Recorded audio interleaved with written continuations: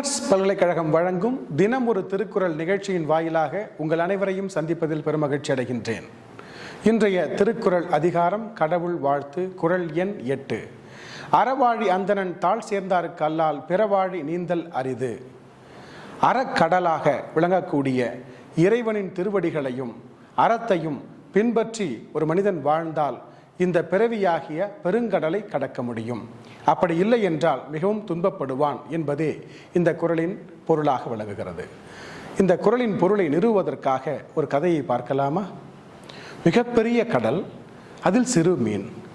அந்த மீனிற்கு ஒரு ஆசை, அந்த கடல் முழுவதையும் காண வேண்டும், கடலின் ஆழத்தை பார்க்க வேண்டும், கடலின் அக்கறையையும் இக்கரையையும் பார்க்க வேண்டும் என்ற எண்ணம். அது முயற்சி செய்தது, முடியவில்லை. சோர்ந்து ஒரு பாறையின் மீது படுத்து விட்டது. அந்த கணம் மிகப்பெரிய திமிங்கலம் அந்த வழியே வந்து கொண்டிருந்தது.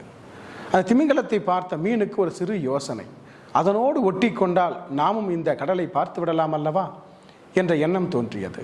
உடனடியாக அந்த சிறு மீன் திமிங்கலத்தின் வயிற்றோடு ஒட்டி கொண்டது. அந்த திமிங்கலம் மிகப்பெரிய பரப்பளவாக இருக்கக்கூடிய கடலை அழகாக சென்று கடந்து பார்த்தது. இந்த சின்ன மீனும் அந்த கடலின் அழகை பார்த்தது, ஆழத்தை பார்த்தது, கரையை பார்த்தது, மிக மகிழ்ச்சி அடைந்தது. இந்த திமிங்கலம்தான் அறவாழி என்ற இறைவன், அந்த சிறு மீன்தான் நாம். அந்த இறைவனுடைய திருவடிகளை நாம் பற்றினால் நிச்சயமாக இந்த பிறவி பெருங்கடலை மிக அழகாக நேர்த்தியாக கண்டு ரசிக்கலாம்.